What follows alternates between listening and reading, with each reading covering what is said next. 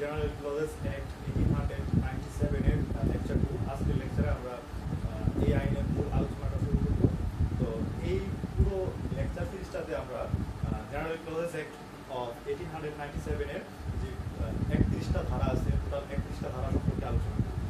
তো এই পুরো 31টা ধারার মধ্যে সবচেয়ে মজার ব্যাপার হচ্ছে ধারা 3 যেটা আছে সেকশন 3 তে হচ্ছে এই জেনারেল ক্লজেস অ্যাক্টের মূল যে বিষয়টা ডেফিনেশন ডিফাইন করে দিয়েছে। জেনারেল ক্লজেস অ্যাক্টের উদ্দেশ্যই হচ্ছে কিছু টার্ম যেগুলো ছিল সেই টার্মগুলোকে ডিফাইন করে দেওয়া। তো এই সব টার্মগুলোকে ডিফাইন করে দেওয়া হয়েছে কোথায়?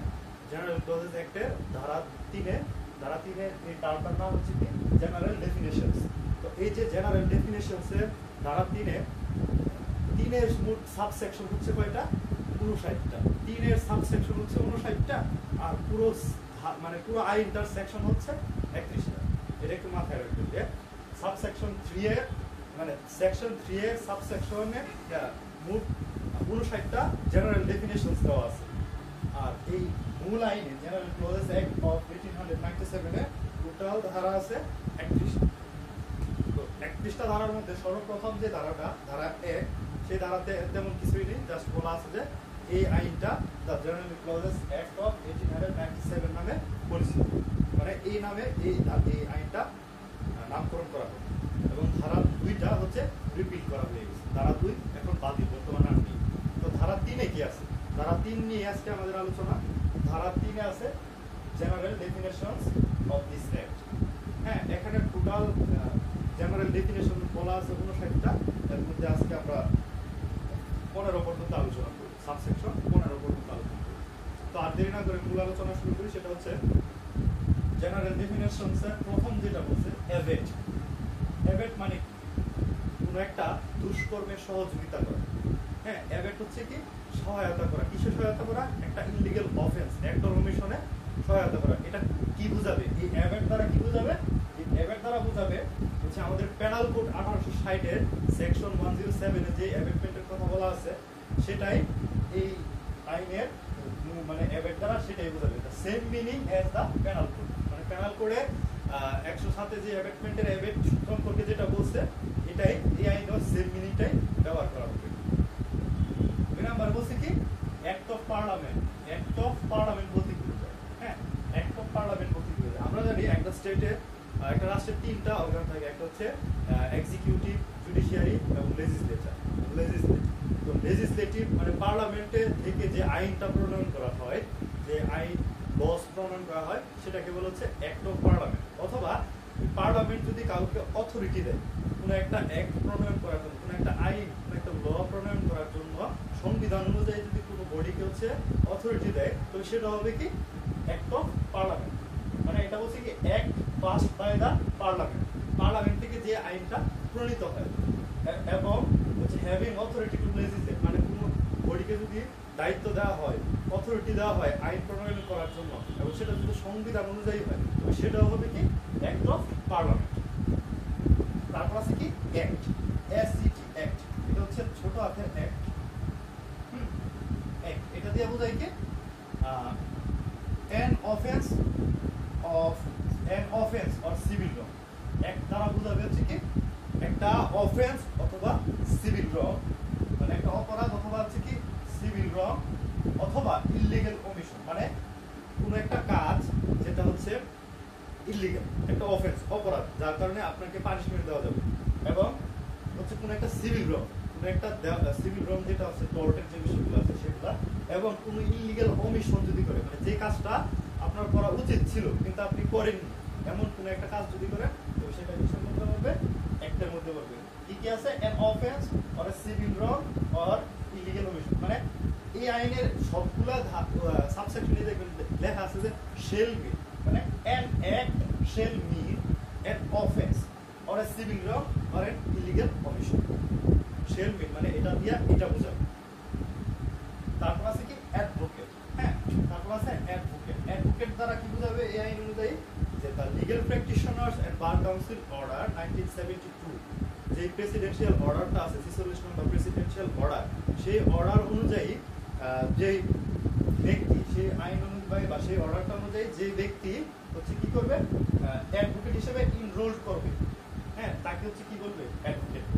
মানে অ্যাডভোকেট এখানে কাকে বোঝাবে, the legal practitioners and bar council order 1972 এর 46 নং আদেশ দ্বারা কোনো ব্যক্তি যদি আইন পেশার জন্য হচ্ছে ইনরোলড হয়, মানে তাকে অ্যাডভোকেট তালিকাভুক্ত পরীক্ষার মাধ্যমে যদি তালিকাভুক্ত হয় তাকে অ্যাডভোকেট বলবে।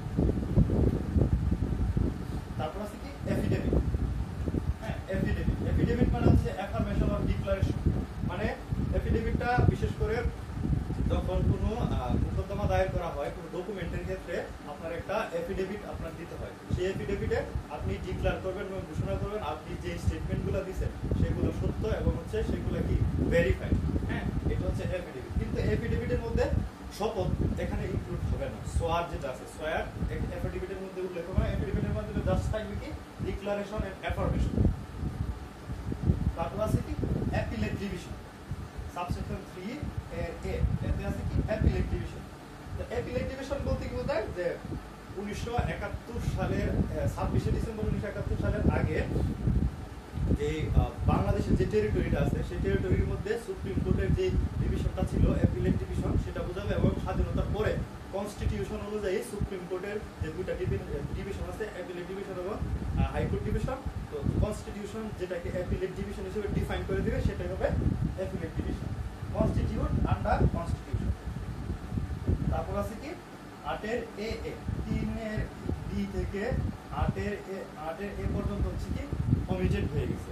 তো 3 এর এর পরে সরাসরি হচ্ছে কি 8 এর এ, এখানে বলছে কি বাংলাদেশ ল বলতে কি বোঝায়, ঠিক আছে, মানে বাংলাদেশ ল বলতে কি বোঝাবে। এখানে বলছে যে Bangladesh law shall B, Bangladesh ল বলতে বোঝাবে এনি অ্যাক্ট, কোনো একটা আইন যেটা সংসদের মাধ্যমে প্রণীত হয়, কোনো একটা অর্ডিন্যান্স, প্রেসিডেন্সিয়াল অর্ডিন্যান্স, কোনো রুল, কোনো বিধি, কোনো রেগুলেশন, কোনো অর্ডার, কোনো বাইলস যদি এই দেশে বাংলাদেশের মধ্যে ইম্পোজ থাকে তবে সেটা হবে কি বাংলাদেশ। মানে এই ডেফিনেশনটা অনেকটা আমাদের সংবিধানের 152 অনুযায়ী যে ডেফিনেশনটা দেওয়া আছে, আর্টিকেল 152 অনুযায়ী ডেফিনেশনটা দেওয়া আছে তার মধ্যে যে Bangladesh law shall be an act, ordinance, rule, regulations, order, bylaws enforced in Bangladesh, মানে বাংলাদেশে প্রয়োগ, মানে এখন প্রয়োগ আছে, রানিং আছে, সেগুলো হবে কি বাংলাদেশ ল। এরপরে 9 আছে চ্যাপ্টার। চ্যাপ্টার বলতে কি বোঝায় আমরা জানি, দেখবেন প্রত্যেকটা আইনে হচ্ছে চ্যাপ্টার দেওয়া থাকে, এরকম চ্যাপ্টার 1, চ্যাপ্টার 2, চ্যাপ্টার 3, এগুলো হচ্ছে চ্যাপ্টার বা অধ্যায় হিসেবে একটা আইনকে ভাগ করা হয়। তো এইটা দিয়ে চ্যাপ্টার দিয়ে এটাই বোঝাবে chapter of any act or regulation. Chapter shall mean the chapter of act or regulation. মানে অ্যাক্ট অথবা রেগুলেশনে যে চ্যাপ্টারগুলো থাকবে সেটাকে এখানে চ্যাপ্টার হিসেবে উল্লেখ করা হয়েছে। তারপর আছে 9 এ chief revenue authority. Chief revenue authority বলতে কি বোঝায়, the chief revenue authority shall mean the national board of revenue 1972 অনুযায়ী যে দায়িত্বটা পালন করবে সেটাকে, যে দায়িত্ব পালন করবে সেটা হবে কি চিফ রেভিনিউ অথরিটি। তারপর আছে কি 9 এর এ, 9 এর এ তে আছে Chittagong metropolitan area. Chittagong metropolitan area বলতে কি বোঝাবে, চট্টগ্রাম মেট্রোপলিটন এরিয়া যেই এরিয়াটা গঠন করা হয়েছে চট্টগ্রাম মেট্রোপলিটন পুলিশ অর্ডিন্যান্স 1978 অনুযায়ী, মানে 1978 সালে চট্টগ্রাম মেট্রোপলিটন পুলিশ অর্ডিন্যান্সের মাধ্যমে যে এরিয়াটা নির্দিষ্ট করে দেওয়া হয়েছে সেই এরিয়াটাকে ধরে বলা হবে কি চট্টগ্রাম মেট্রোপলিটন এরিয়া। তারপর আছে কালেক্টর। কালেক্টর বলতে কি বোঝায়, হ্যাঁ, কালেক্টর হচ্ছে উনি, the collector shall mean chief officer in charge of revenue administration of a district. মানে একটা ডিস্ট্রিক্টের যিনি হচ্ছে রেভিনিউ অ্যাডমিনিস্ট্রেশনের চিফ অফিসার ইন চার্জ থাকবে তিনি হবে কালেক্টর। মানে একটা ডিস্ট্রিক্টের কোন একটা জেলার যিনি হচ্ছে রেভিনিউ অ্যাডমিনিস্ট্রেশনের মানে শুল্ক অ্যাডমিনিস্ট্রেশনের অফিসার ইন চার্জ থাকবে তাকে বলবে কি কালেক্টর। আর কমিশনার কাকে বলে, কমিশনার হচ্ছে সেম, মানে ইনি হচ্ছে chief officer in charge of revenue administration in a division. মানে কমিশনার হচ্ছে একটা ডিভিশনের অফিসার ইন চার্জ রেভিনিউ অ্যাডমিনিস্ট্রেশনে, আর কালেক্টর হচ্ছে একটা ডিস্ট্রিক্টের officer in charge revenue administration. হ্যাঁ, দুইটা বিষয় আপনারা একসাথে 10 আর 13। 10 এ হচ্ছে কালেক্টর, তিনি হবে ডিস্ট্রিক্টের chief officer in charge of revenue administration, এবং 13 তে হচ্ছে কমিশনার। কমিশনার হবে কি ডিভিশনের officer in charge of revenue administration. তারপর হচ্ছে কি চিফ অফিসার, তারপর আছে কমেন্সমেন্ট, এটা হচ্ছে 12 ধারা 12 তো ধারা 12 বলছে কমেন্সমেন্ট বলতে কি বোঝায়? An act or regulation that a come in force, মানে যেদিন থেকে কোনো একটা আইন বা কোনো একটা রেগুলেশন যেদিন থেকে কার্যকর করা হবে সেই দিন থেকেই বলা হবে যে এই একটা কমেন্সমেন্ট হয়েছে, মানে কমেন্সমেন্ট মানে এটা এখন প্রয়োগ করা হবে এবং এটা কার্যকর হবে, কমেন্সমেন্ট। তারপর আছে 14 এ তো বলছে কি Dhaka metropolitan area. Dhaka metropolitan area বলতে কি বোঝায়? এটা হচ্ছে ঢাকা মেট্রোপলিটন পুলিশ অর্ডিন্যান্স 1976 অনুযায়ী যে এরিয়াটা নির্দিষ্ট করে দেওয়া হয়েছে সেই এরিয়াটাকে বলবে হচ্ছে কি Dhaka metropolitan area. Dhaka metropolitan area কত সালে ফিক্সড করা হয়? যেটা হচ্ছে ঢাকা মেট্রোপলিটন পুলিশ অর্ডিন্যান্স 1976 অনুযায়ী। তারপর আছে কি ডিস্ট্রিক্ট জাজ, ও ধারা সাবসেকশন 15 তে বলা আছে কি ডিস্ট্রিক্ট জাজ। ডিস্ট্রিক্ট জাজটা খুবই গুরুত্বপূর্ণ। এটা হচ্ছে কোন একটা ডিস্ট্রিক্টের মধ্যে দা ডিস্ট্রিক্ট জাজ শ্যাল মিন দা জাজ of A principal civil court of original jurisdiction. মানে ডিস্ট্রিক্ট জাজ হচ্ছে একটা ডিস্ট্রিক্টের মধ্যে principal civil court of original jurisdiction, মানে আদি এখতিয়ার সম্পন্ন একটা প্রিন্সিপাল সিভিল কোর্টের জাজ তিনি হচ্ছে কি ডিস্ট্রিক্ট জাজ। হ্যাঁ, একটা ডিস্ট্রিক্টের মধ্যে যিনি হচ্ছে সিভিল ম্যাটারে বা দেওয়ানি বিষয়ে যিনি হচ্ছে অরিজিনাল ক্ষমতা, উনি অরিজিনাল জুরিসডিকশন অ্যাক্টের আছে, উনি হচ্ছে কি ডিস্ট্রিক্ট জাজ। তো আজকের আলোচনা এতটুকুই। আমরা পরবর্তী লেকচারটাতে